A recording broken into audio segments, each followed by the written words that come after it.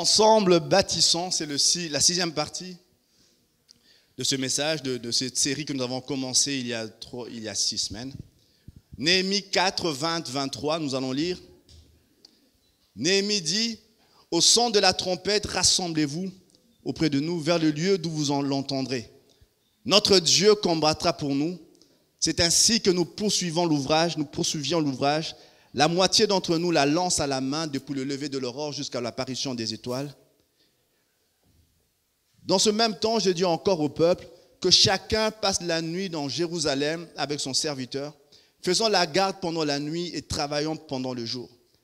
Et nous ne quittions point nos vêtements, ni moi, ni mes frères, ni mes serviteurs, ni les hommes de garde qui me suivaient. Chacun n'avait que ses armes et de l'eau. » Nous avons commencé cette série il y a 6 semaines à peu près. Je ne vais pas revenir sur tout ce qui a été dit, ça serait trop long. On a dit des choses excellentes. Tout a commencé quand Néhémie, un conseiller gouvernemental, un conseiller du roi, du roi à Suse, de Babylone, qui était à Suse. Il reçoit une pensée, on lui dit que la ville était détruite. Et là, alors que tout le monde était dans un état expectatif, en train de regarder ce qui se faisait, lui se lève, et Christian avait bien parlé de ça la première réunion qu'on a commencé cette série il y a 6 semaines. Vous pouvez aller trouver Francis si vous voulez réécouter le message. Un homme qui vient dans la présence de Dieu et se met à prier et à rappeler à Dieu ses promesses. Et on avait dit la dernière fois que Dieu recueille nos larmes, mais il n'est tenu que par sa parole. Quand vous pleurez, Dieu recueille nos larmes, mais Dieu, il est tenu par sa parole. Moi, j'aime la parole de Dieu. Et quand vous lisez le livre de Néhémie, vous voyez Néhémie à un moment dans un temps d'intercession intense, il se met juste à rappeler à Dieu ce que Dieu a dit. Moi, j'aime ça. J'étais en train de prier, j'étais en train de préparer ce message, et je pensais combien il est important, avant que les choses ne se compliquent, d'avoir eu un mot de Dieu. Moi, avant-hier, j'étais en train de prier, je parlais avec un frère, je n'avais plus parlé avec lui depuis plusieurs mois, il n'habite pas ici. Et puis il me rappelait, et puis il me dit, avant que les choses ne se compliquent, qu'est-ce que Dieu t'avait dit au départ? Puis je me suis souvenu, ah oui, il avait dit ça. Il est bon en tant que chrétien de savoir qu'est-ce que Dieu avait dit d'abord. Christian nous parlait la dernière fois, il nous parlait de Lazare. Qui ne connaît pas l'histoire de Lazare? Qui est en train de mentir en ce moment-ci? Vous connaissez tous l'histoire de Lazare? On dit, Jésus était en un certain lieu, on est venu lui dire, Lazare, ton ami, est malade. Lazare, ton ami de Dieu, est malade. Nous avons tous cette envie, ce besoin d'être appelés amis de Dieu. Pas vous? Il y a peu de gens dans la Bible, on les nomme amis. Il y avait des disciples de Jésus. Lazare était plus qu'un disciple, c'était un ami intime de Jésus. Et Jésus on vient lui dire, Lazare, ton ami est malade. Et qu'est-ce qu'il dit? Cette maladie n'est point à la mort. C'est pour la manifestation de la gloire de Dieu, c'est afin que le Fils de Dieu soit glorifié. Il entend tout ça et il continue à faire ce qu'il devait faire.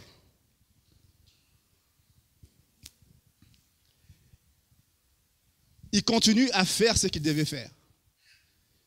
Je ne sais pas si ça vous est déjà arrivé de demander quelque chose à Dieu et tout ce que Dieu vous dit, c'est juste sa parole et vous avez l'impression que les choses ne changent pas. Ça vous est jamais arrivé? Il reste là 2 jours, imaginez un tout petit peu. Imaginez chacun d'entre vous, vous êtes souffrant, vous demandez qu'un frère, on va prendre un exemple concret, quelqu'un est malade, il demande que les frères viennent le visiter et puis pendant 2 jours, aucun ne se manifeste. C'est ce qui s'est passé. Et Jésus se lève, 2 jours après, il va, et là, Lazare est mort. Et Marthe vient devant lui, mais Seigneur, si tu avais été ici, mon frère ne serait pas mort. Mais moi, j'aimerais dire quelque chose. Quand on est venu dire à Jésus que Lazare est malade, Jésus n'a pas rien fait. Il a donné sa parole. Je ne sais pas si vous saisissez ça. on est venu dire à Jésus, Lazare, ton ami, est malade. Il a dit, cette maladie n'est point à la mort. Et aux yeux des hommes, il semble que rien n'a été fait, mais la parole a été donnée. La parole a été donnée. La difficulté, c'est entre le moment où la parole est donnée et entre le moment où l'action vient à jour, la vie vient, la mort recule. Entre ces deux moments, c'est là où se trouve la difficulté. Ça vous saisissez ça? Moi, j'aime un chant, je ne sais pas si vous connaissez Casting Crow. Quelqu'un connaît? J'aime bien ce chant. Somewhere in the middle. Quelque part là au milieu, là où la parole a été donnée et là où l'accomplissement de ce que Dieu a dit arrive, vous êtes là quelque part au milieu et chacun d'entre nous, nous sommes des fois quelque part dans ce milieu-là.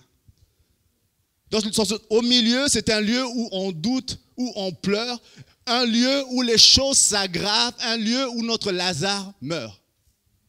Au milieu, c'est un lieu où, à un moment donné, les certitudes s'en vont. Ils ont vu, ces femmes, ces filles, Marthe et Marie ont vu Jésus faire tellement de choses extraordinaires s'accomplir. Et là, à ce moment-là, dans le lieu du milieu, à un moment donné, ils voient juste leurs frères commencer à être de plus en plus malades. Et à un moment donné, leur frère décédé. Et moi, j'aime quand Jésus vient. Marthe vient d'abord se mettre devant Jésus. Et là, Jésus lui dit, il lui donne une révélation de Dieu. Ton frère ressuscitera.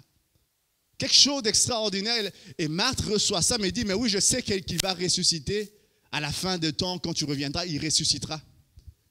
Mais Jésus parlait d'ici, Jésus parlait de maintenant. Et à un moment, Jésus dit, vous avez l'air dissipé, c'est moi qui me trompe.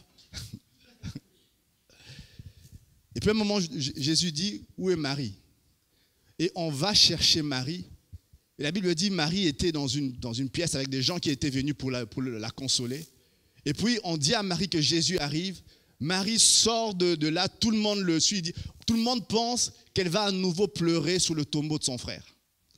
Et puis là, Marie vint, elle vient se mettre à genoux au pied de Jésus.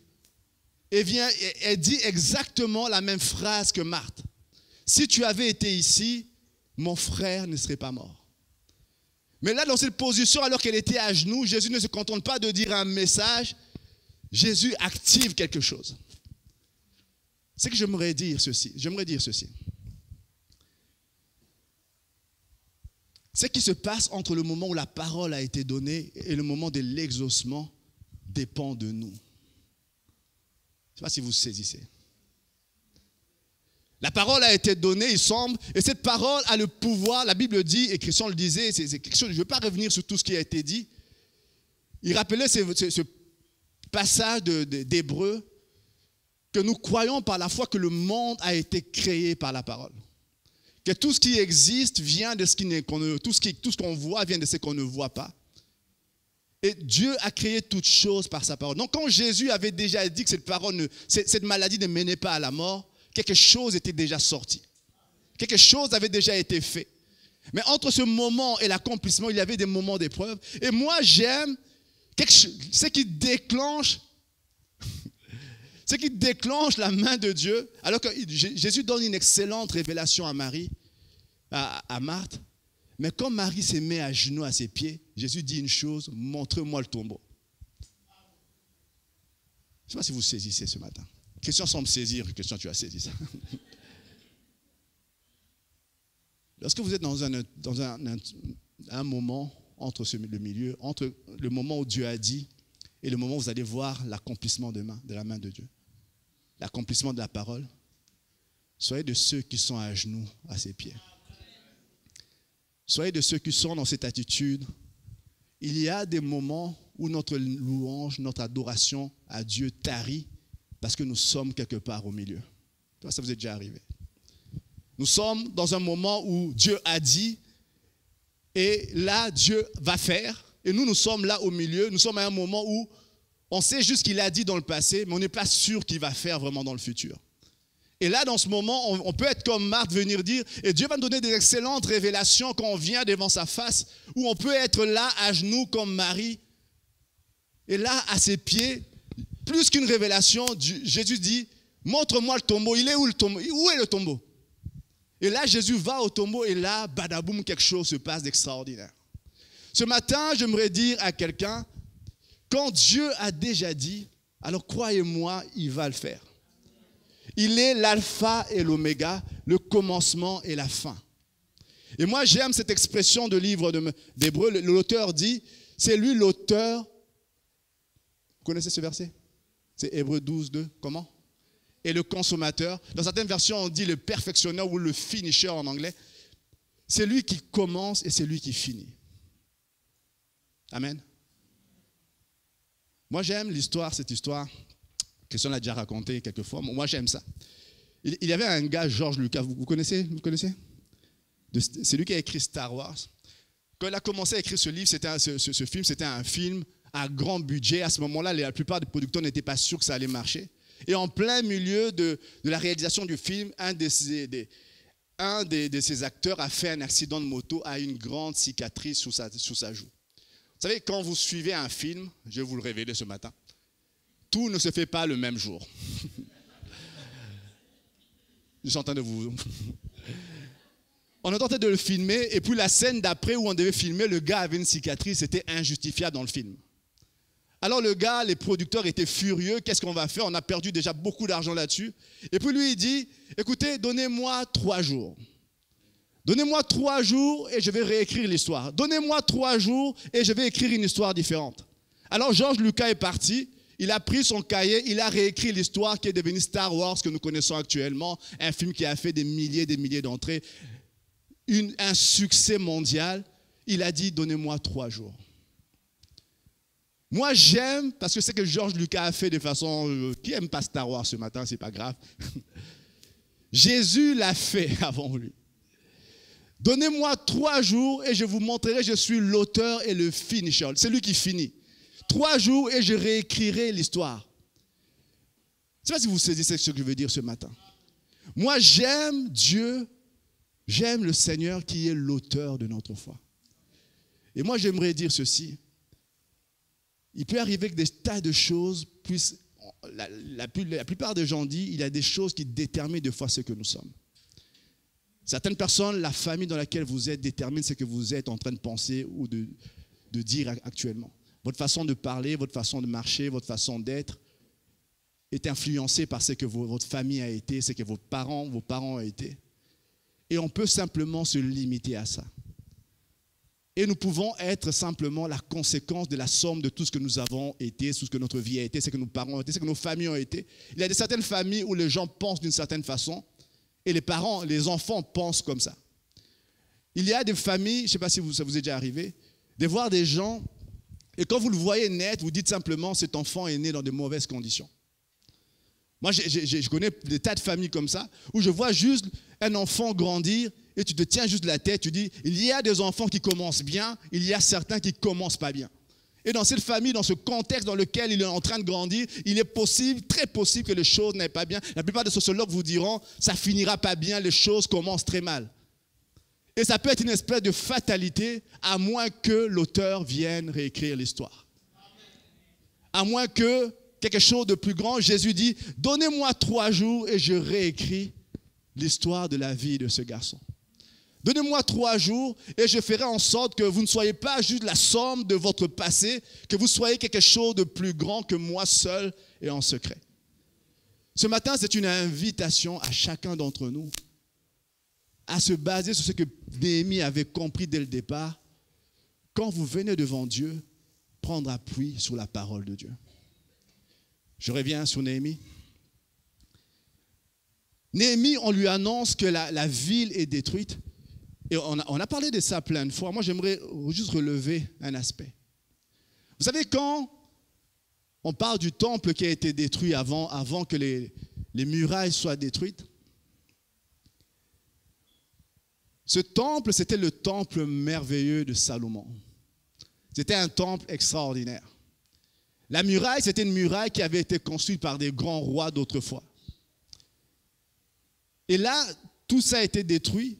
Et pendant des siècles, alors que le temple a été rebâti progressivement, les gens vivaient simplement avec une muraille détruite. Et les gens se contentaient de la muraille détruite. Il y arrive quelquefois, et moi je le crois réellement, que ce qui avait été n'est plus, et nous acceptons de nous contenter du peu qui est devant nos yeux. Je ne sais pas si vous saisissez ce matin. Il arrive quelquefois que nous avons connu, ces gens-là avaient eu toute leur enfance, on leur a parlé du temple du grand roi, de la grande ville de Jérusalem. Et là, ils sont juste face à quelque chose qui avait été, qui n'est plus. Des murailles qui étaient extraordinaires dans le passé et qui n'est plus. Et on peut juste se contenter de dire, nous allons vivre, nous allons continuer à vivre, mais nous acceptons de vivre beaucoup moins que ce qui était avant. Je ne sais pas si vous saisissez ce que je dis. Moi, je crois réellement que c'est une insulte à la nature de Dieu que de penser ça. C'est une insulte à la nature de Dieu que de se bloquer dans un passé où vous avez espéré tellement de choses, ces choses ont éclaté, et vous êtes resté dans une nostalgie ou avec plein d'amertume sur un passé qui n'est plus, en croyant que c'est que ma vie chrétienne actuelle ne peut être qu'une vie de seconde nature, un chrétien de seconde zone, parce qu'il y a eu des fautes dans le passé. Je ne sais pas si vous saisissez. Jérusalem est dans cet état parce que les gens avant avaient commis des fautes. Jérusalem est dans cet état détruit, les murailles dévastées, parce qu'avant, il y avait des gens qui avaient commis des erreurs. Je vais laisser les gens s'asseoir. Tout le monde se retourne quand quelqu'un entre. Bonjour, ça va. Jérusalem est dans cet état parce que les gens avaient juste commis des fautes. Et quand les choses arrivent comme ça, il peut arriver cette fausse tentation de penser que parce qu'une faute a été commise, je peux me contenter de vivre une vie chrétienne, pas vraiment la parfaite vie chrétienne que Dieu avait pour moi, un chrétien de seconde zone. Je ne sais pas si ça vous arrive des fois. Moi, malheureusement, il m'est déjà arrivé de voir des hommes, des femmes qui, dans le parcours de leur vie, ont connu un divorce. Et quelque part, je ne sais pas, vous nous connaissez suffisamment pour que vous savoir que nous nous battons pour que les familles restent ensemble. Pour que l'homme et la femme puissent pardonner, arriver à oublier le passé, à reconstruire. Nous croyons que Dieu est capable de le faire. Mais il arrive de fois que nous croisons des gens qui, dans le parcours de leur vie, ont eu quelque chose qui a éclaté, un divorce est tombé, quelque chose a été déchirant, quelque chose est blessé. Et ils peuvent se contenter pendant des années à vivre une vie chrétienne considérant qu'ils sont un chrétien de seconde zone parce que ces choses se sont passées dans leur vie. Moi, je crois en un Dieu qui est capable de reconstruire. Moi, je crois en un Dieu qui ne fait pas de toi un chrétien de seconde zone parce que tu as connu juste ce côté-là, mais qui est capable de te bénir pleinement dans sa pleine bénédiction. C'est le Dieu de Néhémie que je vais vous présenter ce matin. Amen. Et Néhémie refusait cette fatalité-là. La muraille a été détruite. Ce n'est peut-être pas la muraille que Salomon ou des grands et illustres hommes de Dieu avant lui avaient construit. Mais il croit que le Dieu qui a permis cette construction est encore vivant ce matin. Il croyait, lui, que, alors que la plupart des gens restaient dans cette fatalité-là, nous vivons à Jérusalem, mais ce n'est pas la Jérusalem d'autrefois. Lui, il croyait que Dieu était capable de reconstruire avec ce qui était là comme ruine. Et il s'est mis à prier. Amen. Amen, cet enfant. Et là, Christian nous a montré, alors qu'il s'est levé pour construire, plusieurs obstacles se lèvent face à lui. Il y a l'ennemi qui se lève. Et ce matin, j'aimerais vous dire, quand vous prenez une décision de rebâtir, de reconstruire quelque chose, il y a des gens qui vont être encouragés, mais il y a l'ennemi qui va se lever. C'est même par là que vous savez que vous êtes entre les voies de Dieu quand vous avez une opposition qui se lève. Quelqu'un disait, je ne sais plus qui, quand l'ennemi n'est pas en face de toi, c'est qu'il est probablement il est en train de marcher à côté de toi. Et alors qu'ils sont en train de se lever, l'ennemi vient dans une intimidation. Christian en avait parlé la semaine dernière, je ne vais pas en reparler. Et puis là, Néhémie, Christian nous a donné les clés pour tenir face quand l'ennemi vient. Et puis là, d'un moment donné, l'ennemi voit que l'ouvrage est en train d'avancer. Et nous sommes au chapitre 5 où l'ennemi a compris que venir en face ne change rien face à Néhémie. Il change de stratégie. C'est le même ennemi, mais qui décide de changer de stratégie. Là, il utilise maintenant des pièges sournois. Il ne vient plus de façon frontale, mais il agit toujours de la même façon, mais de façon différente. On va lire ça maintenant. Les 3 pièges que Néhémie va rencontrer. Le piège de l'égoïsme, de l'égocentrisme, le piège des mauvaises fréquentations, le piège de la fausse spiritualité, le premier piège, le piège de l'ego. Égocentrisme, égoïsme. On va lire Néhémie 5, 1, 6. Christian l'avait dit, Néhémie, c'est un livre qui est découpé de façon différente suivant les versions. Donc si dans votre version, ce n'est pas 5, 1, 6, c'est peut-être un peu plus haut ou un peu plus bas, c'est la même histoire, c'est la même chose. On va lire Néhémie 5, 1, 6. Il s'éleva de la part des gens du peuple et de leurs femmes de grandes plaintes contre leurs frères les Juifs. Les uns disaient, nous, nos fils et nos filles, nous sommes nombreux, qu'on nous donne du blé afin que nous mangions et que nous vivions. D'autres disaient, nous engageons nos champs, nos vignes et nos maisons pour avoir du blé pendant la famine. D'autres disaient, nous avons emprunté de l'argent sur nos champs et nos vignes pour le tribut du roi. Et pourtant, notre chair est comme la chair de nos frères, nos enfants sont comme leurs enfants, et voici, nous soumettons à la servitude nos fils et nos filles, et plusieurs de nos filles y sont déjà réduites. Nous sommes sans force, et nos champs et nos vignes sont à d'autres. Je fus très irrité lorsque j'entendis leurs plaintes et ces paroles-là. Suivez-moi un instant. L'histoire se passe à un moment où Néhémie vient à Jérusalem. Néhémie trouve le peuple dans un état lamentable. Néhémie suscite le peuple, il les invite à reconstruire. Combien savent que reconstruire coûte quelque chose?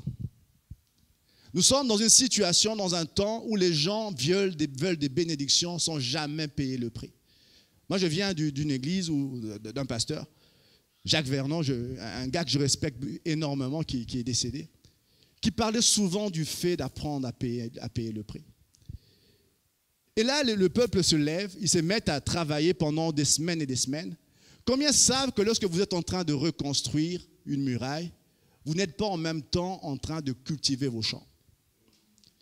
Combien savent que les impôts, à ce moment-là comme maintenant, vous devez les payer quand même? Quelqu'un dit Amen. Que ça ne sont pas d'accord, mais c'est comme ça. À l'époque, c'était déjà comme ça. Les impôts, il fallait quand même les payer. Et là, pendant qu'ils sont en train de travailler, ils ne sont pas en train de construire leur champ à ce moment-là, de cultiver leur champ, ils sont en train de travailler. Les impôts doivent être payés.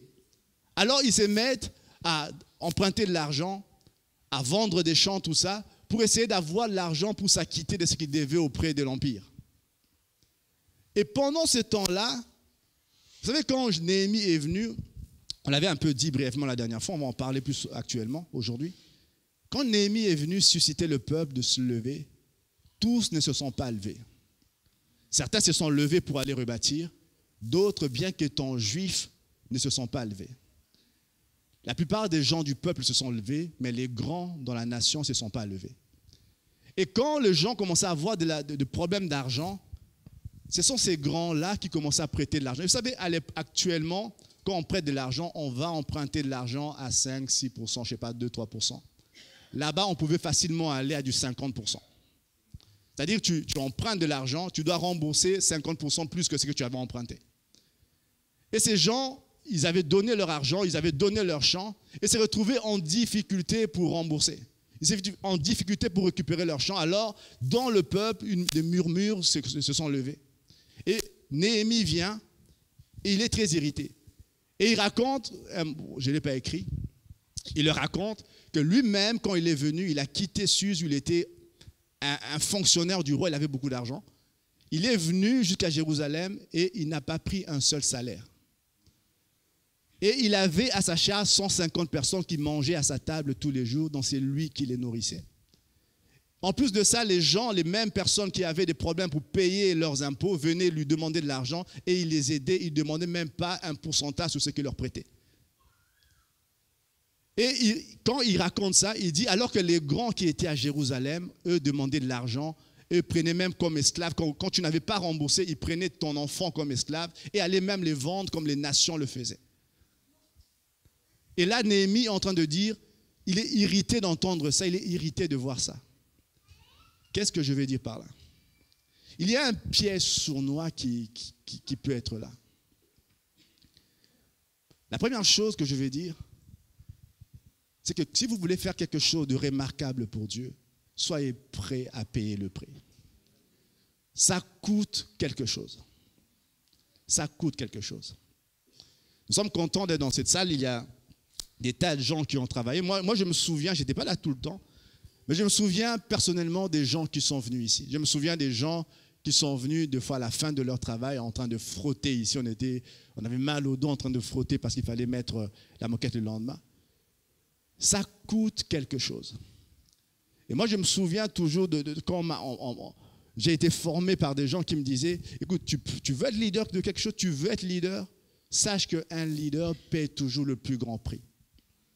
Tu veux être responsable de quoi que ce soit, demande-toi si tu es capable de faire la tâche, même si tu te retrouves seul à devoir nettoyer cette salle toute seule. Un exemple. Est-ce que tu veux être... Demande-toi si tu es capable d'être seul à assumer la tâche, d'être celui qui va payer le plus grand prix. Moi, je dirais même c'est par là que vous retrouvez les leaders que Dieu cherche. C'est par là que vous retrouvez l'homme ou la femme qui est prêt à avoir un rôle de leadership quelque part. C'est juste voir jusqu'à quel point il est prêt à aller pour payer le prix. Moi, je crois réellement, alors que Néhémie était là, les gens voulaient reconstruire à faible coût. Ils voulaient donner, ils voulaient voir le mur s'élever. Et on peut dire humainement, si ça venait vraiment de Dieu, Dieu aurait dû pourvoir à leurs besoins, n'est-ce pas? Vous dites non, c'est pas ça. Les gens peuvent dire, mais si ça venait vraiment de Dieu, votre construction, il aurait dû savoir que vous aviez des impôts à payer. Ces gens qui faisaient l'œuvre de Dieu ont dû des fois aller emprunter de l'argent, des fois se battre pour poursuivre pendant les 52 jours de la construction. Ils ont dû se battre pour construire. Ce matin, j'aimerais juste dire, ça coûte quelque chose que de rebâtir. Des choses que vous faites à faible coût, où vous voulez rien dépenser, rien donner, croyez-moi, ça n'aura peu d'impact. Si vous voulez construire quelque chose de significatif pour Dieu, ça va coûter quelque chose. Ça va coûter votre temps, ça va coûter votre argent, ça va coûter votre énergie, ça va coûter votre ego. Ça va à un moment donné nécessiter que vous oubliez vos propres intérêts. Ce qui s'est passé avec ce peuple, c'est qu'à un moment donné, ils ont juste oublié leurs propres intérêts. Ça, c'est quelque chose d'extraordinaire que nous ne voyons plus souvent. La plupart des fois, quand nous venons à un endroit, même dans l'œuvre de Dieu, la première chose que nous demandons, qu'est-ce que ça va m'apporter? Vous êtes déjà arrivé ça? Ou une réunion n'est vraiment bénie que si moi, j'ai été béni à ce moment-là. Et pour dire, mais il y a des choses qui sont passées, des hommes qui sont donnés au Seigneur, mais ça ne compte pas parce que moi, qu'est-ce que j'ai eu? Dans une société où on veut que tout soit centré sur moi, encore moi, toujours moi, et un peu moi encore, nous devons être comme de Néhémie, des gens qui savent se mettre de côté. Vous savez, quand vous lisez l'histoire de Néhémie, Néhémie est resté 12 ans à Jérusalem en train de reconstruire, et on dit qu'il n'a eu aucun salaire. Ça veut dire que tout ce qu'il a amassé à Suse quand il était fonctionnaire auprès du roi, quasi tout son argent est passé dans ce truc. Et on peut dire, mais Dieu est capable de pourvoir. Oui, Dieu va pourvoir. Dieu a pourvu, mais Dieu avait besoin d'hommes et de femmes qui se lèvent et qui quelquefois engagent leurs propres finances. Amen. Nous ne parlons pas beaucoup de finances dans cette assemblée. Mais moi, je crois réellement qu'il n'y a rien de significatif qui se fait, à moins que des hommes et des femmes décident de payer un prix. Quand je parle de payer un prix, il ne s'agit pas d'argent, il s'agit des fois de ce que vous êtes, de votre temps, de votre énergie, de votre ego. Combien savent que pour reconstruire des relations, il faut quelquefois apprendre à s'humilier et apprendre simplement à mettre de côté ce que vous soyez, votre orgueil, tout ça, pour juste décider d'aller reconstruire. Amen. Et il y a quelque chose qui me frappe quand vous lisez ça. À ce moment-là, vous savez, des fois, je ne sais pas s'il y a des gens qui sont en bourse à ce moment-ci, non? Quand il y a des crises, c'est le moment de faire des bonnes affaires. Je le dis comme ça, mais c'est très dangereux, il ne faut pas faire ça. Et là, c'était un moment de crise où tout le monde était en train de construire, les plus petits. Et combien savent qu'à ce moment-là, les champs ne coûtaient plus très cher? Donc pour un investisseur averti, c'était le bon moment d'aller racheter parce que ces gens étaient endettés, ils avaient besoin de vendre pour payer leurs dettes. Et à ce moment-là, les champs ne coûtaient pas cher du tout. Et Néhémie va leur dire, je n'ai acheté aucun champ. Ça ne coûtait pas cher, les gens vendaient ici et là. Mais moi, je suis venu là, non pas pour chercher un intérêt, je n'ai acheté aucun champ. Je suis venu pour donner, je ne suis pas venu pour exploiter les autres, je n'ai rien acheté. Quand l'ennemi, un des pièges terribles sournois qui vient, quand l'ennemi ne vous attaque plus en face, il change juste de stratégie, il vient juste susciter des choses qui éveillent votre ego, votre égocentrisme, votre égoïsme. Et si nous ne faisons pas attention, toutes ces choses peuvent réveiller. Vous savez, vous pouvez vous mettre à servir Dieu. Et puis tout d'un coup, le matérialisme se lève. C'est quelque chose de tellement puissant. Tout d'un coup, vous vous mettez à souhaiter une voiture que vous n'avez pas, alors que la vôtre marche encore très bien. Vous vous mettez à avoir des priorités, des envies qui ne sont pas...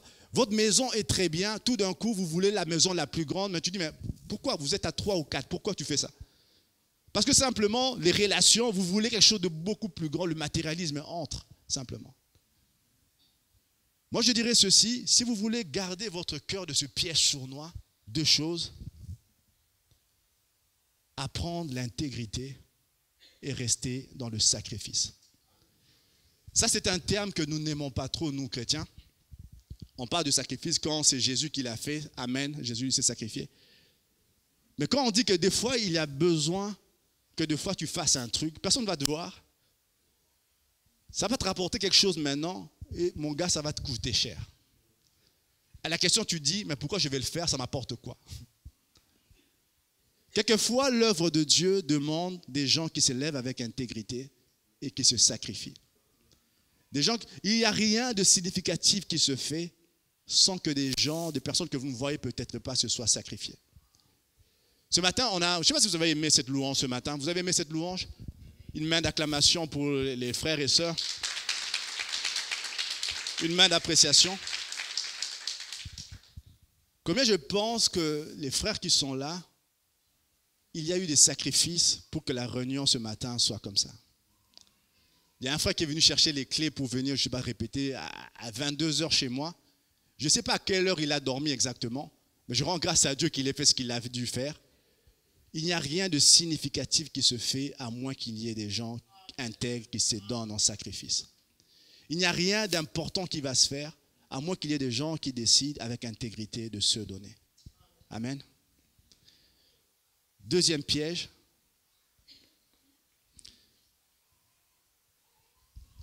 « 6, 2, 3. Alors Sanballat et Geshem envoyèrent dire, viens et ayons ensemble une entrevue dans les villages de la vallée d'Onon. Ils avaient médité de me faire du mal. Je leur envoyais des messagers avec cette réponse. J'ai un grand ouvrage à exécuter. Je ne puis descendre, le travail serait interrompu pendant que je quitterai pour aller vers vous. Et ils disent une autre chose. Ils essaient de le faire venir encore une fois. Il dit, le bruit se répand parmi les nations et à Gashmou. Et Gashmou affirme que toi et les Juifs, vous pensez à vous révolter et que c'est dans ce but que tu rebâtis la muraille. Tu vas, dit-on, devenir leur roi. Vous entendez ce que l'ennemi dit? Ça, c'est le piège des mauvaises associations, des mauvaises fréquentations. Sanballat et Geshem, qui étaient les opposants, ils ne voulaient pas que l'œuvre se fasse. Ils changent d'opposition, ils n'effraient plus. Ils disent, nous sommes tes amis. Viens, ayons ensemble une entrevue dans les villages d'Ono, qui est assez loin de Jérusalem. Ils avaient médité de me faire du mal. Cette phrase est ajoutée parce que simplement, Néhémie avait discerné ce qu'il comptait faire. Mais bien des fois, quand les gens viennent, vous racontez, vous appelez, vous appâtez par des... Vous savez comment il appâte Néhémie? Et quand vous lisez cette histoire, il ne le fait pas une fois, pas 2 fois, il fait 5 fois. Parce que combien savent qu'il y a une chose qui attire, qui a un impact terrible, que l'ennemi connaît l'impact, c'est les fréquentations et les discours. Et pour appâter, pour attirer l'histoire, il dit, tu sais ce qu'on dit? Quelqu'un a déjà entendu ça? Tu sais ce qu'on a dit sur toi? Viens, on va te raconter ce qu'on a dit. Et là, Néhémie peut être appâté, mais qu'est-ce qu'on a dit? Il dit, on dit que tu vas devenir le roi, tu veux te révolter. Tu sais ce qu'on a dit? À ce moment-ci, on ne dit plus comme ça, c'est pas simplement on chatte, on tue, on fait ce qu'on veut. On envoie des mails, tu sais ce qu'il a dit? La vérité est que personne n'avait rien dit. La vérité est qu'eux voulaient tuer Néhémie. Et quelquefois, les choses se passent exactement de la même façon, sauf que nous ne mourrons pas physiquement, mais nous mourrons quand même. Il y a un ennemi qui vient t'appâter par des discours, qui vient t'appâter. Vous savez, il y a des choses, le Seigneur dit, quand il n'y a pas de rapporteur, les conflits s'éteignent.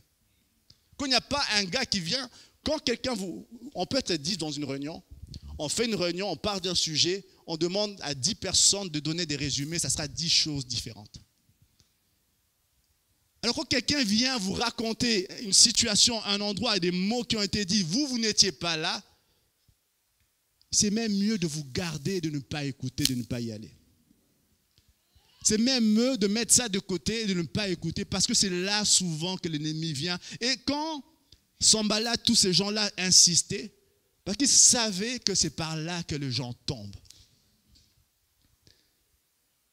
Il y a un piège sournois dans les fréquentations. Il y a un piège sournois dans ce que nous laissons entendre, dans la foi que nous accordons à ce qui est dit. Et des fois, nous cherchons Dieu et il se passe, il a l'impression que quelque chose manque, quelque chose disparaît, parce que simplement, les fréquentations, les choses qu'on a racontées, les personnes avec qui nous nous sommes associés, il y a des gens qui vous élèvent. Moi, dernièrement, je parlais avec un frère, on était sur Viber, on discutait. Vous savez, après, on est resté une quarantaine de minutes au téléphone. Après ça, tu avais envie de prier pour quelqu'un. Tu dis, waouh, c'était extraordinaire. Quand je l'ai appelé, il m'a appelé, je n'étais pas en forme à ce moment-là. Et puis à la fin, tu étais juste boosté, tu dis, waouh, c'est extraordinaire. Il y a des gens avec, vous parlez 5-10 minutes, vous savez, vous êtes au courant de tout ce qui se passe. Et quand vous quittez, vous séparez, vous êtes juste furieux, en colère. Vous aimez moins certaines personnes. Vous n'avez pas envie de prier pour certaines personnes. Vous êtes juste irrité et vous-même, vous avez envie d'en parler à d'autres. Et moi, j'aime Néhémie. 5 fois, on l'invite. 5 fois, on l'appâte. 5 fois, il dit non. 5 fois, on l'appâte. Il y a des choses qu'on va dire. Il y a des choses qu'on va... On a dit des choses importantes. Et lui, il dit, non, ça, c'est pour me tuer. Je refuse. Je refuse d'entendre ça, je refuse de parler de ça avec vous, je refuse. Je prie ce matin pour des hommes et des femmes qui ont le discernement de Dieu et qui savent dire non. Quand votre téléphone sonne et que ça ne parle pas, il ne s'agit pas de vous, on parle d'une tierce personne. Dis simplement non, mon frère, je ne veux pas faire ça. Quand on vous appelle, on vous dit, mais tu sais, on a dit telle chose de toi. Simplement, si vous vous tenez à écouter, prenez la personne, allez chercher la personne qui dit, de qui on dit qu'on a dit quelque chose de vous. Je ne sais pas si vous avez compris. Et là, ensemble, alors commencez à parler. Il y a quelque chose d'extrêmement destructeur lorsque on laisse de ces genres de choses. Et l'ennemi le savait. Néhémie avait dit une chose, lorsque la trompette, il avait dit à tous ses soldats, lorsque la trompette sonnerait, venez, rassemblons-nous. Quand ils se rassemblent en ce moment-là, il dit, alors notre Dieu combattra pour nous. Il n'y a que lorsque le chrétien se rassemble, et l'ennemi le sait. L'ennemi sait, il est venu frontalement, il a voulu faire peur, ça n'a pas marché, alors il cherche des voies sournoises. Parce qu'il sait que quand on entre, quand on ouvre son cœur, on s'associe avec des gens avec qui il ne faut pas s'associer, une destruction pénètre et quelque chose de mortel entre. Ce matin, c'est une invitation pour chacun d'entre nous à veiller, de voir très bien, de faire attention avec qui on s'associe. Quand je parle d'association, nous tous nous associons avec des tas de gens chaque jour, au travail, avec toutes sortes de personnes. Tout dépend de ce qu'on raconte, ce qu'on se dit et à quoi on prête foi exactement. Que le Seigneur nous garde de ce piège sournois qui a fait tomber bien des gens avant nous. Et vous ne serez pas le premier si vous vous laissez avoir là-dedans. Troisième piège important, le piège de la fausse spiritualité. Je me rendis chez Macha, fils de Delaja, il y a des prénoms extraordinaires là-dedans, fils de Métabel. Il s'était enfermé Et il dit, allons ensemble dans la maison de Dieu au milieu du temple et fermons les portes du temple, car ils viennent pour te tuer. C'est pendant la nuit qu'ils viendront pour te tuer. J'ai répondu, un homme comme moi prendre la fuite. Et quel homme tel que moi pourrait entrer dans le temple et vivre? Je n'entrerai point. Et j'ai reconnu que ce n'était pas Dieu qui l'envoyait, mais il prophétisa ainsi sur moi parce que Sanballat et Tobija lui avaient donné de l'argent. Regardez-moi un instant. Il y a quelque chose de terrible. Quand l'ennemi vient, il sait il y a des choses qui marchent chez des chrétiens. La fameuse phrase « Dieu m'a dit ». La fameuse phrase « Dieu m'a dit ». Je vais vous dire déjà une chose, et soyez bâtis sur d'abord ce que Dieu a écrit. Quelqu'un ne sera pas d'accord, mais je vais vous le dire quand même. Dieu ne va pas vous dire des choses contraires à ce qu'il a écrit. Ce gars venait dire à Néhémie, écoute, viens avec moi dans le temple. Or, Néhémie, qui est un homme, on l'a lu, un homme qui connaît la parole de Dieu, sait que dans le temple, il n'y a que des sacrificateurs qui entrent. C'est que dans le temple, même si lui, il était élevé, il était le gouverneur, tout le monde le craignait, mais lui, il avait un qui craignait encore plus, et c'est que lui a dit que toi, tu n'es pas sacrificateur, tu n'es pas de la tribu des sacrificateurs, tu n'as pas le droit d'entrer dans le temple. Donc le gars qui vient lui dire, Dieu m'a dit, Néhémie a discerné un moment, mais même si je suis élevé, vous me craignez, je suis le gouverneur, peu importe. Je sais simplement qu'il y a au-dessus de moi un Dieu et il y a des règles. Et je sais qu'il ne me permet pas, aussi élevé que je puisse être, cette partie-là, ça appartient aux sacrificateurs, la tribu de Lévi, tout ça. Moi, je n'en suis pas l'un d'entre eux. Et Néhémie a tout de suite discerné, non, ça ne vient pas de Dieu. Je prie pour des hommes et des femmes bâtis dans la parole de Dieu qui ne prêtent pas foi à tout ce qu'ils entendent. Pour moi quand quelqu'un vient me dire, en me disant Dieu m'a dit, ça ne donne pas plus de poids à ce que tu vas me dire parce que Dieu m'a dit, je vais discerner malgré tout. Moi je crois réellement, il ne faut pas mépriser la prophétie, absolument pas, mais il faut éprouver ce qui est dit. Il y a des tas de gens, et je l'ai écouté, vous avez peut-être entendu, des tas de gens, la même personne qui te dit Dieu m'a dit aujourd'hui une chose, quelques semaines après il te dit Dieu m'a dit autre chose, et il oublie que toi tu n'as pas oublié ce qu'il avait dit avant. Des choses totalement opposées, c'est le même Dieu qui dit la même chose, des choses totalement opposées. C'est un piège sournois de la fausse spiritualité. Et le moyen pour vaincre ce piège-là, c'est rester dans la parole. Et moi, tout commence avec Néhémie, c'est pourquoi je commençais par ce que Dieu a dit, parce qu'il est important de savoir ce que Dieu dit. Il est important, avant d'entendre tout ce que les hommes disent, de savoir ce que Dieu a d'abord dit. Il peut arriver que je vous prêche des choses qui ne sont pas dans ce que Dieu dit.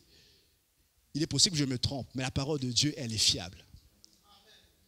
Donc peu importe qui vous avez devant vous, peu importe le respect que vous lui devez, les hommes peuvent se tromper.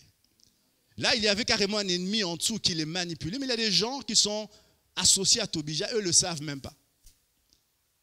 Ils ne savent même pas. À un moment, on voit, Christian en avait parlé, on voit Pierre devant Jésus et puis il dit, Jésus pose la question, qui dites-vous que je suis? Il dit, tu es le Fils de Dieu. Waouh, Pierre, c'est l'Esprit qui te révèle ça. L'instant d'après, Jésus annonce qu'il va aller à la croix. Pierre dit, non, on ne le laissera jamais faire. Et puis Jésus lui dit, arrière de moi, Satan. L'instant d'après. Pour vous dire, cette chose-là, il y a des gens, ça peut arriver à tous. On peut être convaincu d'une chose, mais ça peut venir totalement, absolument de nous ou même de l'ennemi. Je ne dis pas que vous êtes possédé ou quoi que ce soit, mais simplement l'inspiration à ce moment-là ne vient pas de toi, ça vient pas de Dieu, ça vient soit de toi, soit de l'ennemi. Et on peut sincèrement dire des choses et on trompe sincèrement les gens. Moi, je crois que le remède à ça, c'est à connaître la parole de Dieu. Le remède à ça, c'est être quelqu'un qui est près de Dieu, qui connaît la parole de Dieu, qui comme Néhémie, quand il prie, peut rappeler ce que Dieu a dit. Et quand on te fait des propositions qui ne paraissent pas dans la volonté de Dieu, tu sais te lever et dire, ça ne vient pas de Dieu, tu as besoin de discernement ce matin. Il y a des gens ce matin qui ont besoin de discernement. J'ai vu tellement de gens faire des choses folles sous prétexte que Dieu a dit. J'ai vu des gens ruiner leur famille, ruiner leur vie sous prétexte que Dieu m'a dit. cherchez une confirmation et je vous dis une chose, Dieu ne dira pas quelque chose de contraire à ce qu'il a écrit. Amen. Si il vous semble que vous avez une nouvelle révélation de Dieu qui n'est pas dans sa parole, il est possible que vous vous trompiez. Il est possible que vous êtes en train de manigancer avec Tobija et Sanballat. Il est possible que vous soyez en train de vous égarer simplement. Et moi, je ne dis pas pour dire qu'il y a des gens qui sont livrés à l'ennemi, je ne parle pas de ça. Je dis simplement, c'est arrivé à Pierre. L'instant d'avant, il parlait selon l'esprit. L'instant d'après, il parlait selon le diable. Ça peut arriver à chacun d'entre nous. Que Dieu nous aide à être des gens versés sur la parole de Dieu. Amen. Néhémie écrit, ce n'est pas Néhémie, c'est Esdras qui écrit tout ça. Il dit, dans ce temps-là, il y avait aussi des grands de Juda qui adressaient fréquemment des lettres à Tobija et qui en recevaient de lui. C'est la situation que je décris tout à l'heure. Alors que lui, il est en train de construire, il sait très bien qu'il y a des gens qui sont en train de communiquer avec l'ennemi. Il sait très bien, alors que lui, il est en train de bâtir, il est en train de faire des réunions de planification de ce qu'on va faire. Dans sa réunion, dans ses réunions, il y a des grands Judas, les plus grands de la ville, qui traficotent avec l'ennemi et il le sait très bien. Néhémie le sait. Mais moi, j'aime ça. Alors qu'il sait tout ça, il est au courant de tout ça, il ne fait rien. Amen. Quelqu'un a dit amen là? Vous savez, quand on va se mettre dans ce siècle-là, les gouverneurs peuvent tout. Ils peuvent prendre des impôts, ils peuvent enfermer les femmes, ils peuvent enfermer les enfants, ils peuvent ôter la vie. C'est le gouverneur du roi, il connaît le roi en personne, il connaît l'empereur. Il peut tout. Il a l'autorité sur la ville, il peut enfermer ces gens-là. Il a autorité pour la ville, il peut user de son autorité. Il avait des soldats avec lui, il peut user de son autorité sur ces personnes-là. Vous saisissez? Mais malgré tout ce qui est fait, tout ce qui est dit, Néhémie ne fait rien, ou sinon il fait quelque chose de très grand. 4 fois dans la Bible, il vient devant Dieu, il dit, souviens-toi, ô mon Dieu. Je dis, il ne fait rien, mais non, il fait quelque chose d'extraordinaire. Il laisse Dieu trancher. Il y a quelque chose de très grand que vous pourrez faire. Ça peut paraître rien.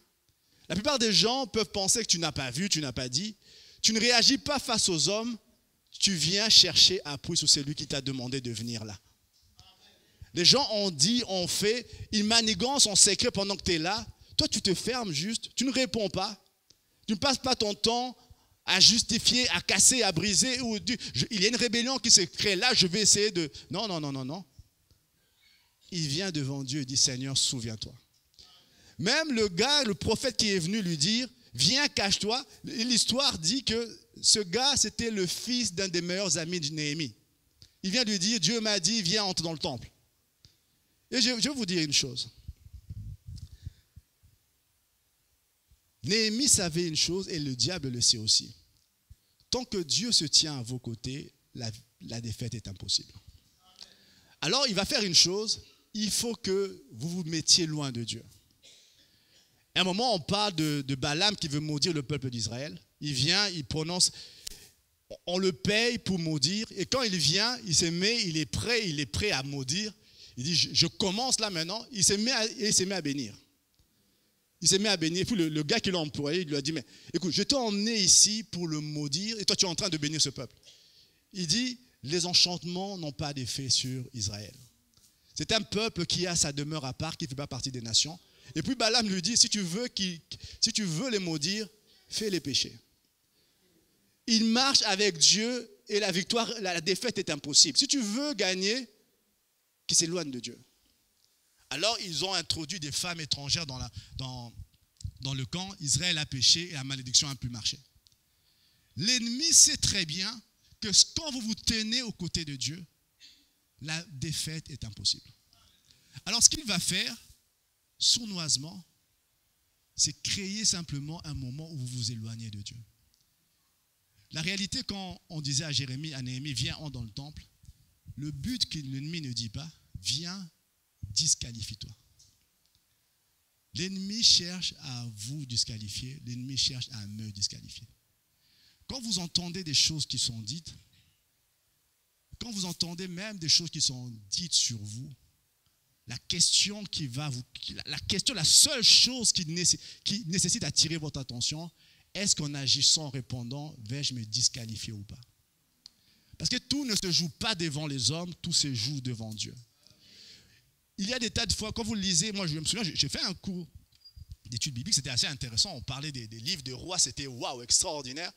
Et puis le prof disait, quand vous lisez l'histoire de David, vous avez juste l'impression, mais ce gars était un faible. Comment ça se fait qu'il est resté roi aussi longtemps? On dit que c'est le plus grand roi d'Israël, mais il semble que quand il fallait agir avec fermeté, c'était Joab qui devait son général qui agissait avec force. Et lui, on disait, mais il est un faible ce gars-là. Il pardonnait à ses ennemis, et quand on lui faisait du mal, on l'insultait, il ne réagissait pas. Et puis à la fin de sa vie, Dieu dit, c'est le plus grand roi. Et Dieu lui donne même une promesse que après toi, il y aura toujours un de tes descendants qui restera sur le trône. Aux yeux des hommes, et ce prof disait, et lui-même partageait un peu sur cet avis-là, il disait, il semblait être un faible. Parce qu'il ne réagissait pas, il semblait être un faible. Joab était un gars qui tranchait les têtes. Ça bouge un peu là, clac.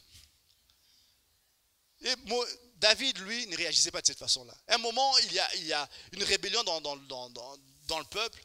Il est en train de partir, son fils a pris sa place comme roi, et des gens dans la route en train de l'insulter. Et puis un de ses généraux lui dit, écoute, laisse-moi aller trancher la tête de ce gars. Et puis David lui dit, mais qu'est-ce que j'ai à voir avec toi? Si Dieu le demande de faire ça, quel est ton problème? Et puis il dit, laisse. Parce que David savait bien, les choses ne se jouent pas devant les hommes, les choses se fassent devant Dieu.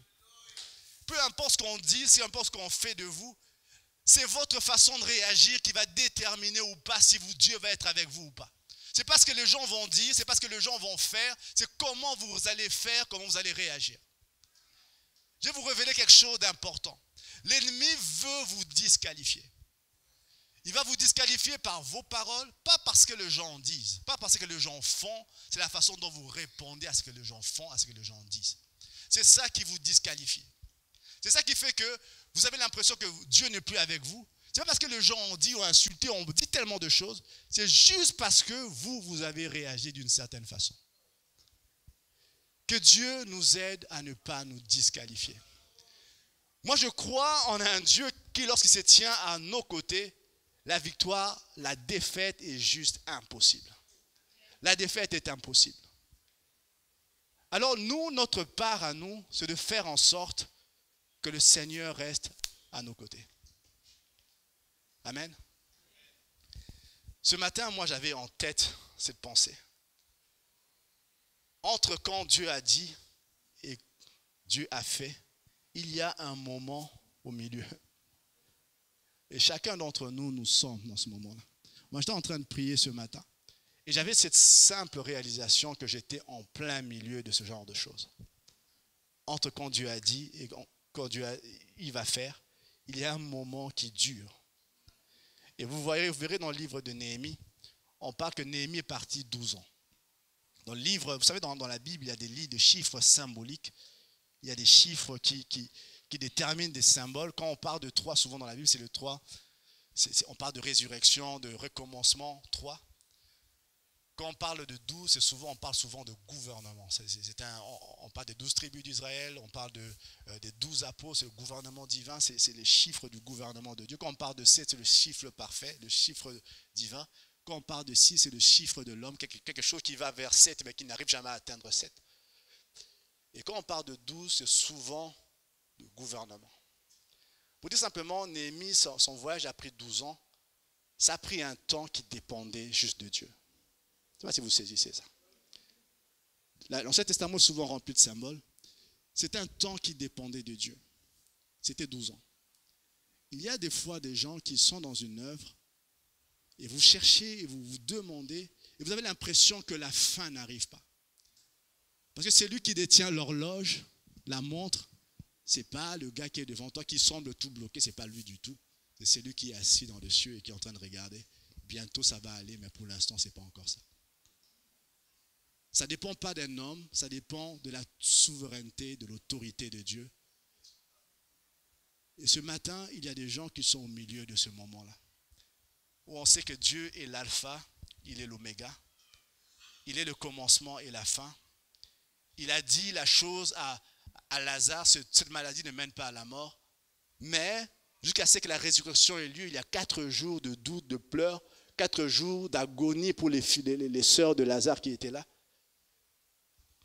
Et puis il y a carrément Jésus qui vient et Marie qui vient se jeter à ses pieds. Je demande aux musiciens de revenir ce matin.